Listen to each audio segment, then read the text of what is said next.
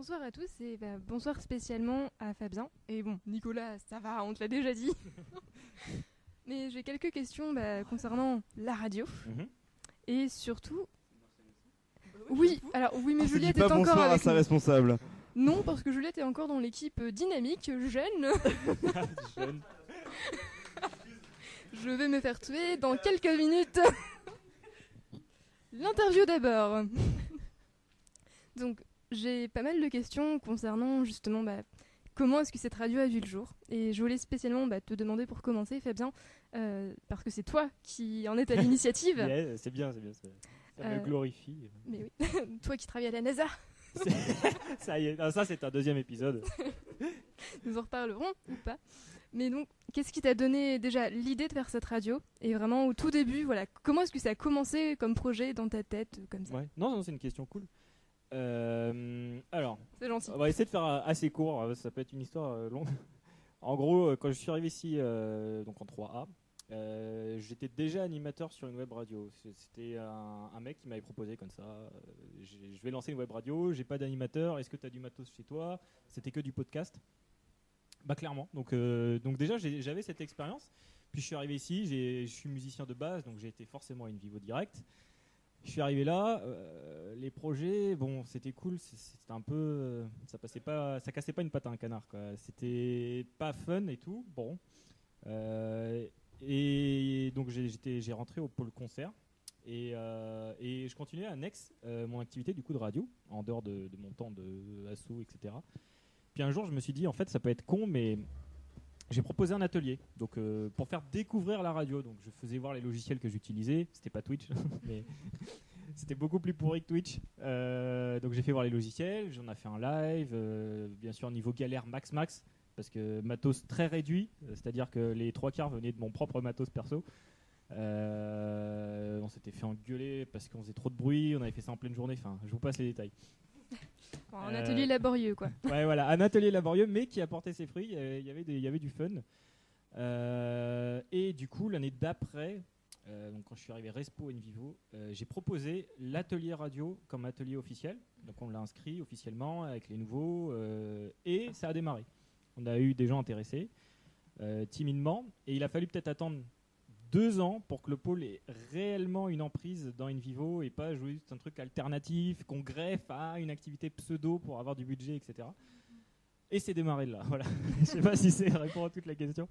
Si, effectivement. Et donc, en fait, quand tu l'as proposé, donc t'étais respo d'un autre pôle et c'était vraiment un événement. En fait, c'était pas encore un pôle radio comme c'est aujourd'hui. Totalement. En fait, la toute première année, donc quand j'étais en 3A, pas respo, c'était vraiment. Moi, j'étais respo pôle concert. Et à part ça, je faisais des ateliers radio. Mais c'était absolument pas mon activité principale. Je le faisais en bonus, on va dire, pour tenter de lancer un truc. La même année, mes collègues, par exemple, ils avaient tenté un atelier MAO. Je sais pas où ça en est. Je sais pas si ça a disparu. Ça a complètement disparu. Voilà. Bon, comme quoi, toutes les idées ne sont pas bonnes. Mais l'initiative était cool. Et donc voilà, eux ont lancé les ateliers MAO. Moi, l'atelier radio, c'est même quasiment le même jour. Et donc voilà. Et l'idée était fun parce que du coup on pouvait partager toutes les news de l'école, ce qui manquait peut-être une sorte de communication orale commune qui peut résumer toutes les... Enfin moi c'était cet intérêt-là que j'avais, à la fois en tant que pôle d'InVivo, faire découvrir des musiciens ou de l'école, de faire parler les assos sportives, tout un tas de choses en fait qui se passent de bouche à oreille dans l'école mais que tu peux passer à côté pour une raison X ou Y. Et il s'avère que, pour l'anecdote, à la toute première émission, la vraie émission donc en 4A, on a eu des écoutes de d'autres polytechs de France. Et voilà, on était peut-être un peu trop ambitieux, mais on commençait à imaginer peut-être une radio nationale de polytech. Voilà, on a été peut-être un peu trop chauffé par l'émission, mais bon voilà. Mais ceci dit, on a des écoutes de d'autres polytechs. Par exemple, Paris Sud. Eh oui. Ouais, bon, Paris Sud encore. Ouais. C'est encore jouable. Mais non, mais ouais, c'est fun. Du Canada. Oui, on parle de Paris Sud, Hugo. T'étais pas On là. a vu mais... du Canada aussi. Ouais, non. Ouais. Je sais pas si avec Twitch on peut suivre les pings IP, mais sur notre ancienne, on était chez Radionomie et on pouvait voir l'écho. Voilà, bon, un proxy, de toute façon, on peut inventer des connexions où on veut. Mais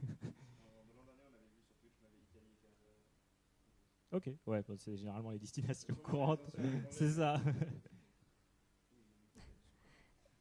Et du coup, donc, si on remonte un petit peu, si on remonte le temps, donc effectivement, toi, ça y est, la radio, l'idée est lancée, tu as mis tes ateliers, et à quel moment vraiment c'est passé des ateliers à une radio voilà, comme plus proche de ce que c'est aujourd'hui? Comment s'est passée la première émission, notamment, je pense aux achats de matériel, je pense à toutes les démarches qu'il a fallu. J'imagine que ça n'a pas été facile. C'est une très très bonne question, on arrive sur la partie galère, donc c'est bien d'y rentrer tout de suite. Si je vous résume l'état du matériel, quand je suis rentré à l'association, on avait uniquement la table de mixage qui sert de retour et absolument elle est toujours là.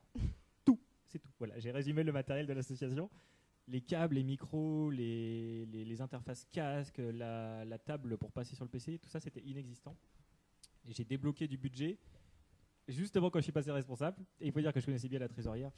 Donc j'avais le bras long dans l'association. Le pire c'est que je n'avais absolument aucun rôle initialement.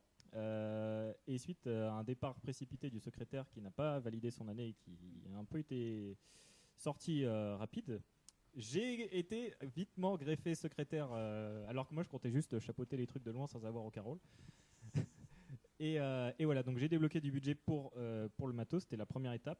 J'ai ouvert sur mes propres responsabilités les serveurs, j'ai négocié avec la directrice parce qu'ils n'étaient pas super chauds d'avoir un média non contrôlé où on peut dire un peu n'importe quoi.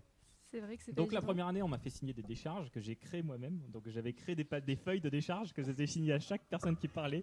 C'est un peu exagéré, mais voilà. Et la toute première émission, quand je vous dis, on s'était vraiment chauffé max. On était peut-être une dizaine, dont 5 à bosser. On avait monté un standard Skype. Alors là c'est vraiment du gros délire. Parce que du coup, on avait acheté un abonnement Skype avec le budget de l'association. On avait donc un numéro de téléphone attitré qu'on pouvait appeler. Ce numéro était redistribué sur un ordinateur qu'on pouvait passer à l'antenne. Et de cette manière, on recevait des appels de certaines personnes qui nous appelaient sur le numéro, bien sûr gratuit, et qu'on faisait passer à l'antenne parce qu'on faisait gagner des cadeaux, on faisait n'importe quoi à l'antenne. C'était un très gros délire. Niveau organisation, je ne sais même pas comment cette émission a été réalisable en réalité. Parce que on a cumulé les galères et ça aurait pu être juste un gros carnage. La connexion internet était super faible. On a découvert qu'après 21h ou 22h, l'électricité se coupe dans les locaux du BDE. On a fait certaines découvertes sur le tas. La sécurité n'était pas au courant. Ils sont passés, ils n'étaient pas trop chauds. Bon, voilà. Mais au final, super émission. On avait fait 3 heures de live, je crois. Et ouais, bon souvenir sur la première.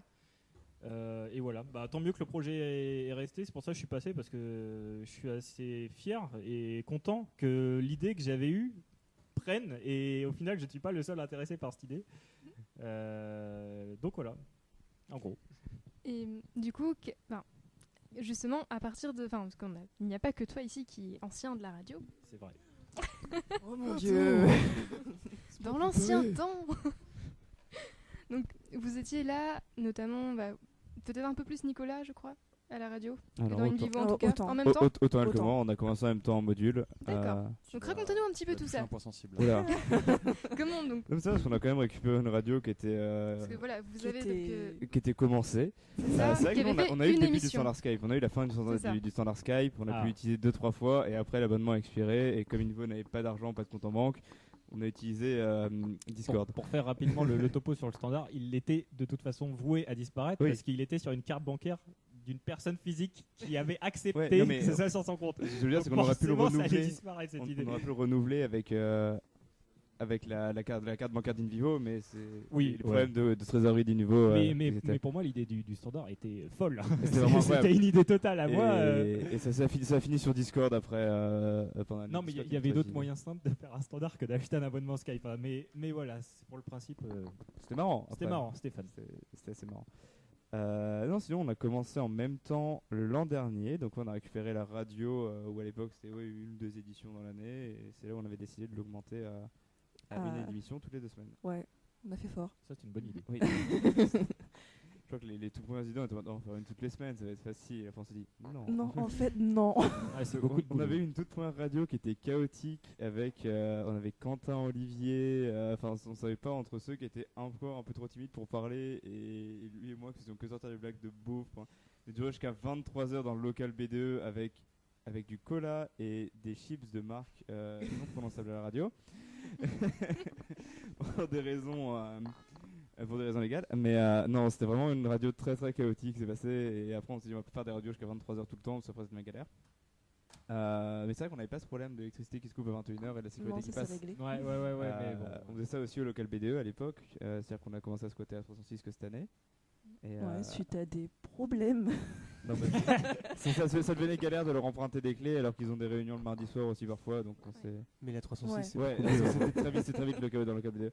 Mais non, ça, on a occupé le local BDE, c'était bien. Et par contre, oui, pour pallier à la connexion nulle de la bande Wi-Fi du BDE qui ne marchait jamais, c'était ma 4G qui faisait tourner la radio. Voilà. C'est celle de Dorian cette année. Voilà, bah écoute, chacun son forfait. Hein. J'aurais dû garder mes factures et me faire rembourser par Envivo. Mais oui, non, c'était plutôt bien. C'est vrai qu'on a amené la radio à une régularité un peu plus grande. C'est vous aussi qui avez eu l'idée de faire des chroniques, il me semble. Si je dis pas de bêtises. Voilà, je crois que c'est même moi. Surtout Juliette. On était 4 l'an dernier. On avait Alexis qui nous rejoindra peut-être à 20h si elle a le courage. On avait Mathieu.